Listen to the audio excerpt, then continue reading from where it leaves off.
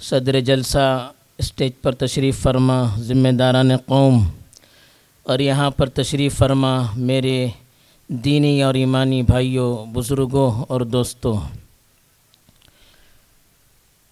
مختصر سی 2-3 باتیں اس وقت آپ کے سامنے پیش کرنے کی کوشش کروں گا۔ پہلی چیز، جیسے ابھی ہمارے استاد محترم نے آپ کے سامنے بتایا کہ جسمانی ورزش، کھیل اگر یہ اچھے مقصد کے تحت ہو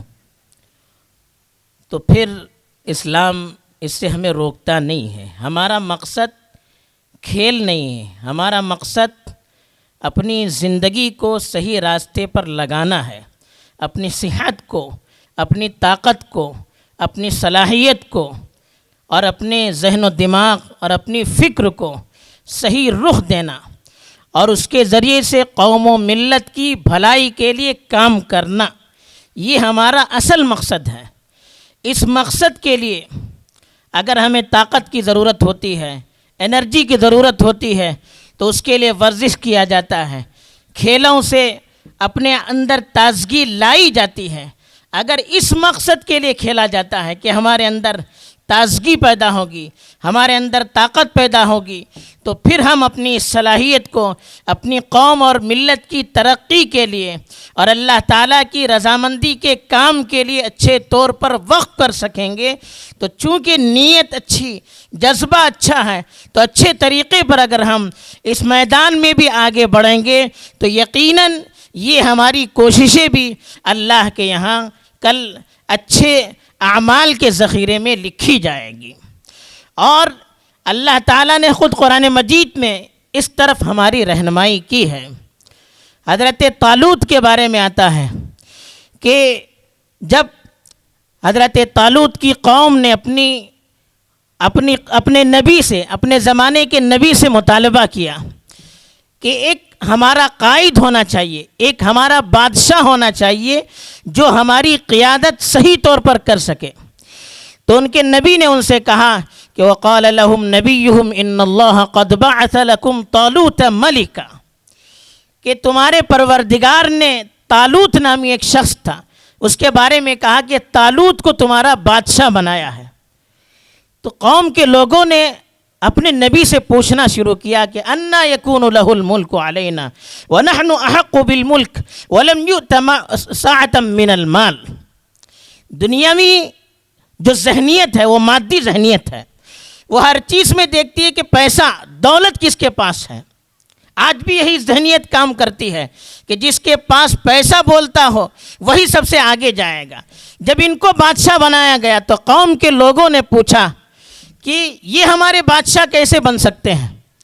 ان کو ہم پر فوقیت اور ترقی کیسے مل سکتی ہے، ان کے پاس تو مال کی وسعت نہیں ہے، زیادہ مال نہیں ہے۔ تو نبی نے جواب دیا کہ اللہ کے یہاں یہ معیار نہیں ہے۔ کہا ان اللہ اصطفاہ وزادہ بسطۃ فی العلم والجسم، کہا کہ اللہ نے اس شخص کو چنا ہے، اور کیوں چنا ہے؟ 2 چیزوں میں اللہ نے اسے فوقیت دی ہے۔ ایک علم کے اعتبار سے وہ بہت بڑا ہوا ہے، اور دوسرا جسمانی قوت، جسمانی طاقت، جسمانی صلاحیت کے اعتبار سے وہ بہت بڑا ہوا ہے۔ تو معلوم کیا ہوا کہ قوم کی قیادت کے لیے، قوم کو آگے بڑھانے کے لیے جو رہبر ہوتے ہیں، جو قائد ہوتے ہیں، ان کے اندر جس طرح سے علم، صحیح فکر ہونی چاہیے، اس کے ساتھ جسمانی ڈیل ڈول، جسمانی مضبوطی، طاقت ظاہری یہ بھی ہونی چاہیے۔ اگر اس مقصد کے لیے ہم لوگ کام کرتے ہیں تو یہ چیز بھی عبادت ہے۔ تو میں سمجھتا ہوں کہ ہمارے یہاں جو پارٹیاں یا کلبز ہیں، ہر محلے میں، ہر ایریے میں، ان کا مقصد یہی ہوتا ہے کہ ہمارے نوجوان ہماری نگرانی میں رہ کر صحیح راستے پر جائیں، غلط راستوں کو اختیار نہ کریں۔ ہم اس محلے میں شروع سے رہتے ہیں، ہم نے دیکھا ہے بچپن سے یہاں کے لوگوں نے اپنے بچوں کی فکر کی ہے۔ ہم لوگ بھی جب چھوٹے تھے تو یہاں کے جو ذمہ دار ہوتے تھے اپنی نگرانی میں ورزش کرواتے تھے، اپنی نگرانی میں کھیل کا تجربہ پریکٹس کرواتے تھے، تاکہ یہ جو بچے ہیں ہمارے وہ غلط رخ پر نہ جائیں، دوسرے لوگوں کے ہاتھ میں آ کر اپنی نوجوانی کو برباد نہ کریں، اس کے لیے کوشش کرتے تھے۔ اور پھر وقتاً فوقتاً ثقافتی پروگرامز رکھ کر ان کی ذہنیت کو بھی بیدار کرنے کی اور علمی اعتبار سے بھی ان کو مضبوط بنانے کی، دینی اعتبار سے بھی ان کو صحیح فکر دینے کی کوشش کرتے تھے۔ اسی مقصد کے لیے اس طرح کے جو ہر محلہ وائز کلب یا پارٹیاں ہوتی ہیں ان کی تشکیل ہوتی ہے، تاکہ ہمارے بچے ہمارے محلے کے ذمہ داروں کی نگرانی میں آگے بڑھ سکیں۔ دوسری چیز، جیسے بھی ہم نے بتایا، یہ جو محلے وار کلب بنائے گئے ہیں ان کا مقصد صرف یہی کہ ہمارے نوجوان ہماری تربیت میں رہ کر آگے بڑھ سکیں۔ اس مقصد تک اس کو رہنا چاہیے کہ ہمارے نوجوان کی، ہمارے بچوں کی صحیح تربیت ہو، ہمارے بچوں کو صحیح رہبری مل سکے، صحیح تربیت مل سکے۔ اسی مقصد کے تحت اگر یہ کلبس وغیرہ چلتے رہیں تو یہ پورے علاقے کے لیے رحمت ہو جائیں گے۔ اگر یہی چیز آپسی اختلاف کا سبب بن جائے، ہمارے ایریے کا کلب آپ کے ایریے کا کلب، اور یہ جو چیزیں جو ایک انتظامی چیزیں تھیں، اس کو اگر ہم نے آپس میں دشمنی کا ذریعہ بنایا، اختلاف کا ذریعہ بنایا، ایک دوسرے کو نیچا دکھانے کا ذریعہ بنایا، تو یاد رکھیے یہ جو کلبس ہیں بجائے رحمت کے پوری ملت کے لیے زحمت بن جائیں گے۔ تو آج اس کی بڑی ضرورت ہے کہ یہ جو انتظامی اعتبار سے ہم نے اپنے ایریے کو اور اپنے محلے کے بچوں کو مضبوط بنانے کے لیے، ان کی تربیت کے لیے جو ادارے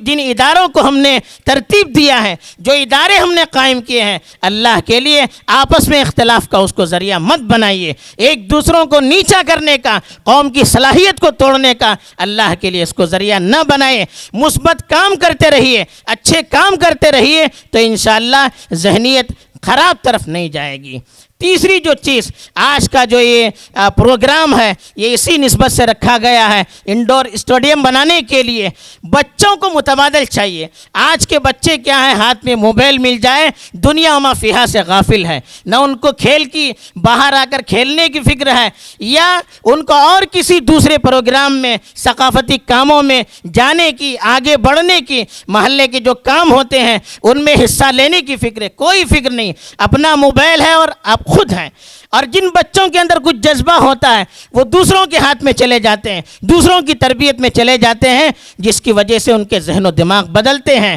آج جیسا کہ ہم کے شروع ہی میں بتایا گیا کہ اسی مقصد کے لیے بچوں کو ایک متبادل مل سکے، وہ غیروں کے پاس، دوسروں کے پاس جا کر اپنی صلاحیتوں کو غلط رخ دینے والے نہ بنیں، اپنا وقت موبائل میں اور گیمز میں، فلموں میں، دوسری چیزوں میں لگا کر ضائع کرنے والے نہ بنیں۔ ان کے لیے اس طرح سے ایک متبادل نظام کیا گیا ہے۔ اگر یہ اچھے مقصد کے تحت چلتا رہا تو انشاءاللہ یہ قوم کے لیے رحمت کا ذریعہ بھی بنے گا اور دوسری اداروں کے لیے بھی ایک ماڈل اور نمونہ بنے گا۔ میں اللہ سے دعا کرتا ہوں کہ اللہ تعالیٰ صحیح مقصد کے تحت یہاں کے لوگوں کو کام کرنے کی توفیق دے، اور جس ادارے کو ہمارے بڑوں نے قائم کیا ہے، جس مقصد پر قائم کیا ہے، اسی مقصد پر اس کو گامزن رکھے اور اس کو قوم و ملت کے لیے رحمت اور ترقی کا ذریعہ بنائے۔ آمین وآخر دعوانا ان الحمد للہ رب العالمین۔